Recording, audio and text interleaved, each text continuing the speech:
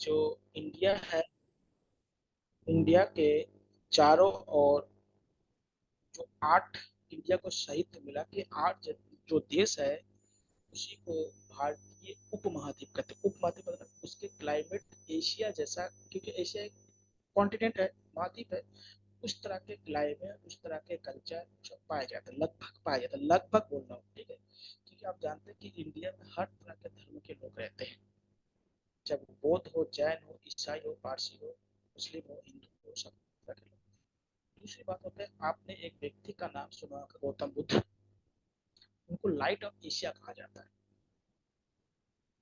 लोगों ने पढ़े होंगे कि उनके जो विचार है लगभग पूरे एशिया पे उनका है, केवल पश्चिमी एशिया को छोड़कर उनका माना था। तो ये जो 8 देश है वो कौन कौन सा है, आपको लिखा था आपका अभी। ये देश है आपका अफगानिस्तान, पाकिस्तान, इंडिया, श्रीलंका, मालदीव, बांग्लादेश, भूटान, ठीक है, और आपका नेपाल। ये जो 8 देश है इसी को भारतीय उपमहाद्वीप कहते हैं। ये आपको बताया था, ये 8 आपको लिखवा भी दिया।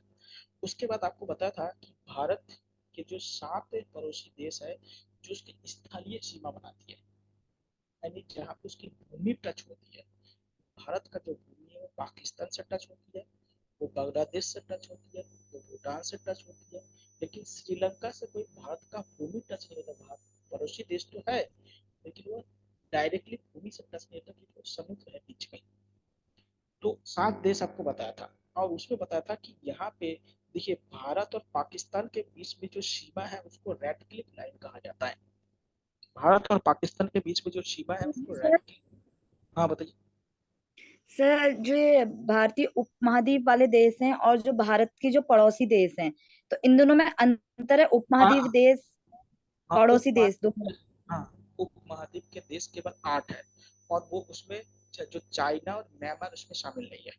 समझ लीजिएगा, कौन कौन से 2 देश शामिल नहीं है। चीन और म्यांमार उसमें शामिल नहीं है। और भारत के पड़ोसी देश में चीन और म्यांमार भी, देखिए अभी बता रहा कि यहाँ पे चीन है, ये भी तो पड़ोसी देश है, और यहाँ पे क्या है, म्यांमार है, ये पड़ोसी देश है।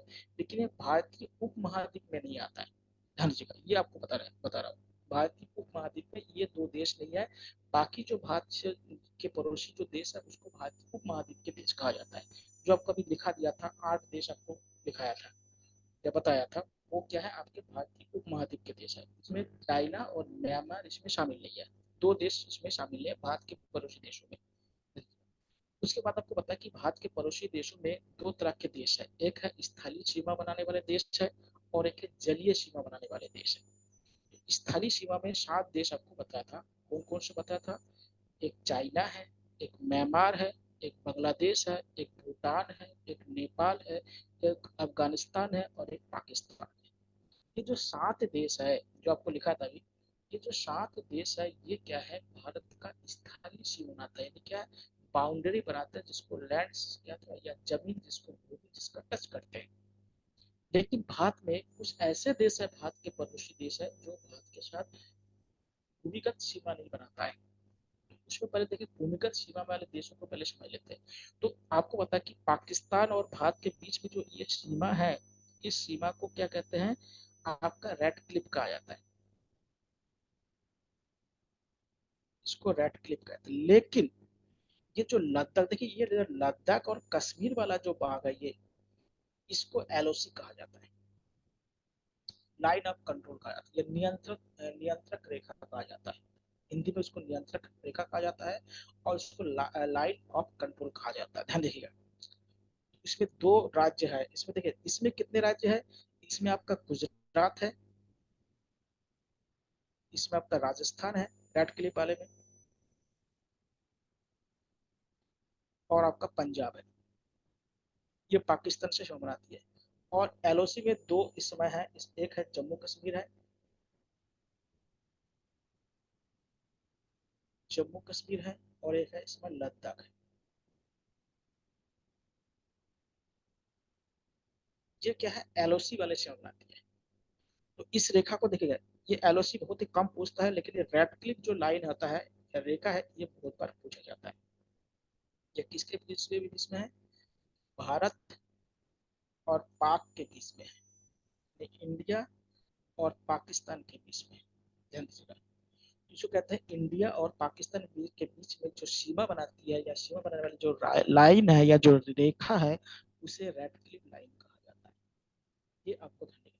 अब देखिए भारत और क्या है, चाइना के बीच में कौन सा रेखा है। देखिए भारत में क्या है, हिमाचल प्रदेश से लेकर, कहाँ से, हिमाचल प्रदेश से लेकर ये अरुणाचल प्रदेश का जो रेखा है, इसको मैकमोहन रेखा कहते हैं। मैकमोहन रेखा कहा जाता है। और ये किसके बीच में है, चीन और भारत के, चीन प्लस भारत के बीच में लाइन। तो भारत और चीन के बीच में जो रेखा है उसको क्या कहते हैं, मैकमोहन रेखा कहा जाता है। उसी मैकमोहन रेखा कहा जाता है जो चीन और भारत के बीच में। देखिएगा भारत में क्या है, ये जो लद्दाख वाला क्षेत्र है ना, आप लोग जानते हैं कि 1962 में भारत और चाइना के बीच में लड़ाई हुआ था। उसमें क्या है, एक क्षेत्र जिसको अक्षय चीन कहा जाता है, वो क्षेत्र क्या है, चाइना ने भारत से छीन लिया था। तो इसलिए क्या होता है, भारत के लोग क्या होता है, जो इस समय जो लाइन है वो क्या है, वो मैकमोहन रेखा नहीं है, बल्कि इस समय जो रेखा भारत और चीन के बीच में है, उसे क्या कहते हैं, उसे क्या होता है, लाइन ऑफ एक्चुअल कंट्रोल कहा जाता है। लाइन ऑफ एक्चुअल कंट्रोल कहते हैं, LAC कहते हैं। ये लद्दाख वाला, ये कहाँ पे है, लद्दाख वाला क्षेत्र में। पहले कश्मीर था, अब लद्दाख वाला हो गया। लाइन ऑफ एक्चुअल कंट्रोल कहता है। अभी देखिए चाइना के साथ जो लड़ाई झगड़ा हो रहा है, तो जो एक वहाँ पे एक झील का नाम सुनूंगा, पैंगोंग झील, उसके आसपास देखिए जो सीमा बना रहा है। पहले भारत का सीमा और भी बहुत आगे तक जाता था, लेकिन 1962 में जो चीन और भारत के बीच युद्ध हुआ था, उसमें बहुत सारे क्षेत्रों को जीत लिया था। लेकिन अभी जो मैकमोहन रेखा है ना, वो भारत के किन किन राज्यों से बनती है। एक तो हमारा हिमाचल प्रदेश में है, हिमाचल प्रदेश, उसके बाद उत्तराखंड, उत्तराखंड भी चाइना से मिलती है। उसके बाद कौन सा, मतलब उत्तराखंड के बाद आपका क्या है,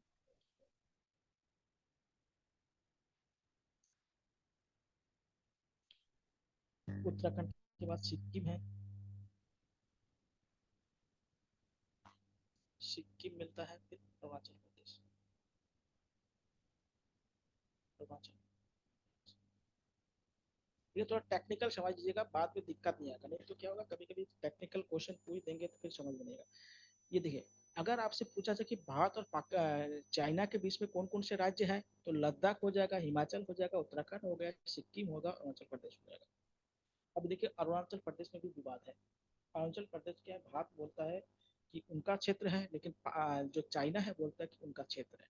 इसमें भी बहुत बड़ा विवाद है, उसमें मत जाइएगा। दूसरा क्वेश्चन ये है कि भारत का कौन सा ऐसा पड़ोसी देश है जिनके साथ सबसे अधिक भूमिगत सीमा शेयर करती है। देखिए भारत क्या है, बांग्लादेश के साथ,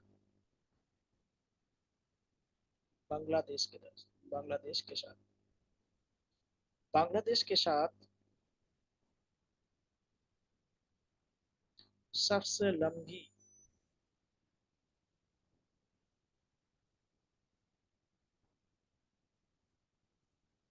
भूमिगत सीमा बनाता है, सीमा बनाती है, बाउंड्री बनाती है।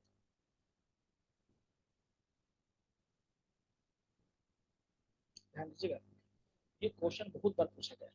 बांग्लादेश के साथ क्या है, भारत का सबसे लंबी क्या है, सीमा है, यानी भूमिगत सीमा।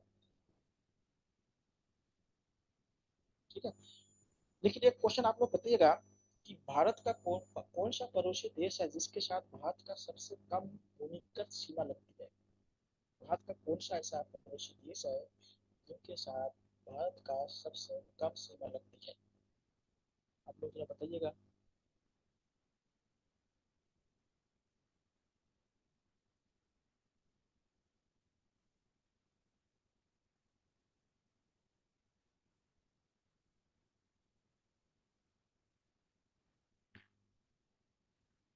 देखिए जो अफगानिस्तान है ना, अफगानिस्तान से भारत का क्या सीमा बहुत लगती है, कम लगती है।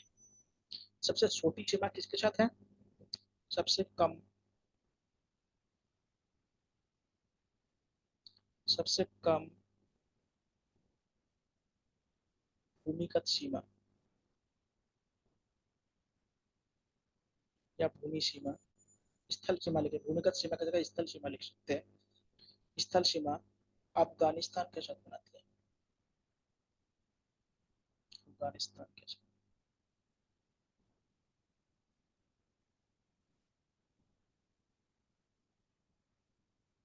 और सबसे लंबी सीमा किसके साथ है? बांग्लादेश के साथ। तो अफगानिस्तान के साथ सबसे कम सीमा लगती है, स्थलीय सीमा या भूमिगत सीमा। और सबसे अधिक किसके साथ है?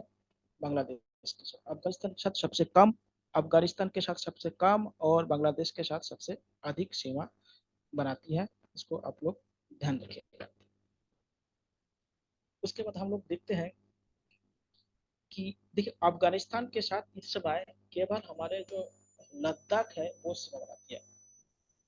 लेकिन इसमें भी एक लॉजिक है, लॉजिक ये है कि जो इस वर्तमान में जो एक्चुअल भारत का जो सीमा है वो अफगानिस्तान से मिलती नहीं है।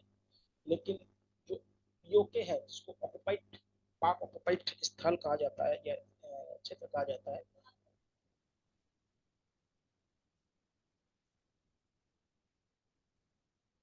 वो क्या है, उसको भारत क्या मानते हैं, अपना क्षेत्र मानते हैं, इसलिए उसको वो सीमा क्या होता है अफगानिस्तान से मिलती है, ध्यान। अब हम लोग ये देखते हैं कि नेपाल के साथ कौन कौन सा राज्य हमारा मिलता है। नेपाल, तो सबसे पहले क्या है, उत्तराखंड है, उत्तराखंड मिलती है। उसके बाद मिलता है उत्तर प्रदेश,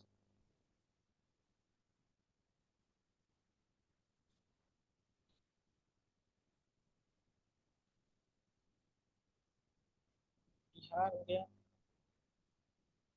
सिक्किम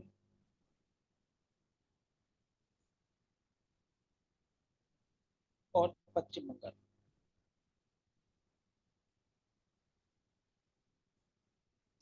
ये क्या है, नेपाल से सीमा बनाने वाले राज्य है हमारे।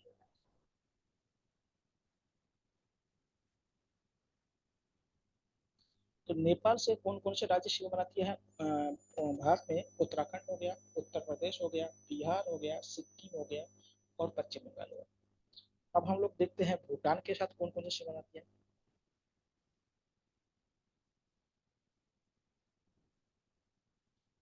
ठीक है, भूटान के साथ पहला तो आपका आता है असम।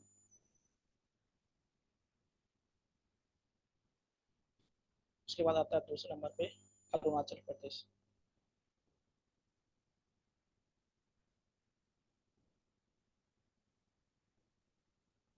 उसके बाद आता है सिक्किम।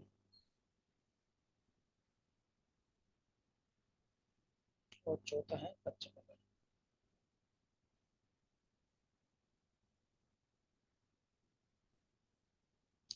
ये क्या है आपके भूटान के साथ संलग्न है। तो भूटान के साथ सीमा बनाने वाली देश है। चाइना के साथ आपको बता दिया, पाकिस्तान के बता दिया, और अफगानिस्तान में केवल लद्दाख लगता है सीमा बनाती है। तो ये आपका होगा। अब होगा बांग्लादेश के साथ कौन कौन सी सीमा बनाती है, कौन कौन सा राज्य?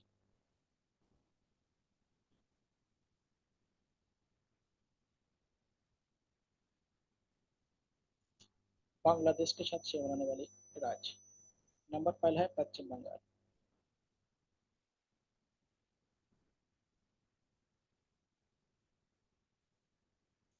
दूसरा नंबर पर है त्रिपुरा।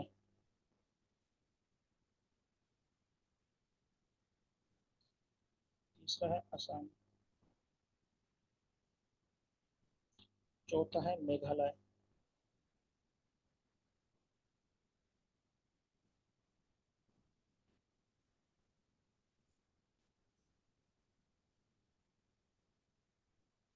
और पांचवा है आपका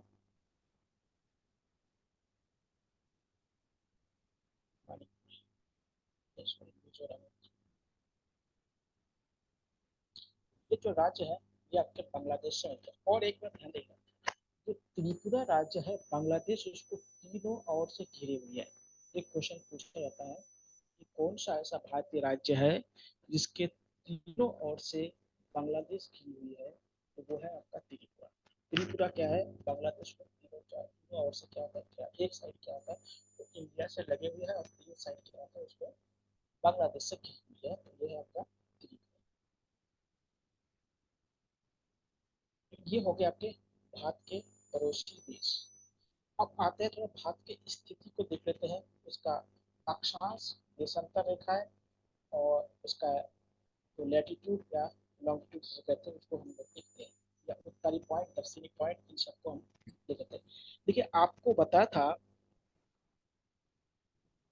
इस तरह के जो लाइन है उसको क्या कहते हैं, लैटिट्यूड कहा जाता है,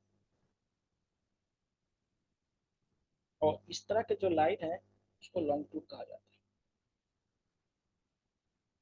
यह है भारत के सबसे पश्चिमी भाग, यह भारत के सबसे उत्तरी भाग, यह भारत के सबसे पूर्वी भाग, और ये कन्याकुमारी जो भारत के मेन भूमि है उसका सबसे दक्षिणी भाग है।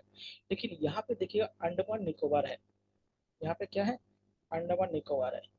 अंडमान निकोबार का ये जो भाग है ये क्या भारत का सबसे दक्षिणतम भाग है, सबसे क्या है साउथ वाला भाग, ये हो गया, ये ईस्ट हो गया, ये नॉर्थ हो गया, और ये क्या है वेस्ट हो गया, पश्चिम वाला। देखिए अगर आपसे क्वेश्चन पूछा जाए कि भारत के मुख्य भूमि का दक्षिणतम भाग या दक्षिणतम बिंदु कौन सा है, तो आप लिखिएगा कन्याकुमारी। क्या आएगा, कन्याकुमारी। कन्याकुमारी क्या है, दक्षिणतम बिंदु है मुख्य भारत का। अगर आप बोले कि समस्त पूरे भारत का दक्षिणतम बिंदु कहाँ है, तो यहाँ पे अंडमान निकोबार में एक जगह है जिसको आप कहते हैं इंदिरा पॉइंट। क्या कहते हैं, इंदिरा पॉइंट। इंदिरा पॉइंट क्या है, भारत के सबसे दक्षिणतम बिंदु है या दक्षिणतम पॉइंट है। लेकिन भारत की जो मुख्य भूमि है, तो मुख्य भूमि का जो दक्षिणतम भाग है वो कन्याकुमारी कहा जाता है, जो कहाँ पे है, तमिलनाडु में है। कन्याकुमारी किस राज्य में है, तमिलनाडु में है। ठीक है, कन्याकुमारी किस राज्य में है, तमिलनाडु में है। और ये क्या भारत के मुख्य भूमि का दक्षिणतम भाग है, और भारत का दक्षिणतम भाग कहाँ है, इंदिरा पॉइंट कहा जाता है, उसे क्या कहते हैं, इंदिरा पॉइंट कहते हैं। और देखिए भारत का जो सबसे उत्तरी भाग है इसे इंदिरा कोल कहा जाता है, इसे क्या कहते हैं, इंदिरा कोल कहा जाता है, सबसे उत्तरी भाग। ये कहाँ पे है, ये लद्दाख में है, ये कहाँ पे है, लद्दाख में है। और ये कहाँ पे है, अंडमान निकोबार में। और कन्याकुमारी कहाँ पे है, तमिलनाडु। कभी कभी इससे क्वेश्चन बहुत बार पूछे गए हैं, पूछ सकते हैं। ये क्या है आपके, कन्याकुमारी है। कन्याकुमारी मुख्य भाग का अंतिम बिंदु है, और जो इंदिरा पॉइंट है ये भारत के जो अंडमान निकोबार है उसकी सबसे लास्ट वाला पॉइंट इसको कहा जाता है। और उत्तरी पॉइंट क्या है, जिसको इंदिरा कोल कहते हैं। ये जो पश्चिमी भाग है, पश्चिमी भाग जो आपको दिखाई दे रहा है ये गुजरात में है। गुजरात में एक जगह का नाम आप लोगों ने सुना होगा, जो कच्छ की खाड़ी है, तो कच्छ की खाड़ी के बगल में क्या है, तो ये पॉइंट आपके है, समझिएगा। जो कच्छ की खाड़ी है वहां पे ये पॉइंट आपको आता है, जिसे आप क्या कहते हैं, गोर मोता कहा जाता है। इसे क्या कहते हैं, गोर मोता का, इसे क्या कहते हैं, ये देखिए एक शख्स जो पश्चिमतम बिंदु है इसे गोर माता कहा जाता है। ये कहाँ पे है, गुजरात में। और सबसे जो पूर्वी भाग है ये अरुणाचल प्रदेश में है, वहाँ पे है सबसे पूर्वी माता है, इसे किबुथु कहा जाता है।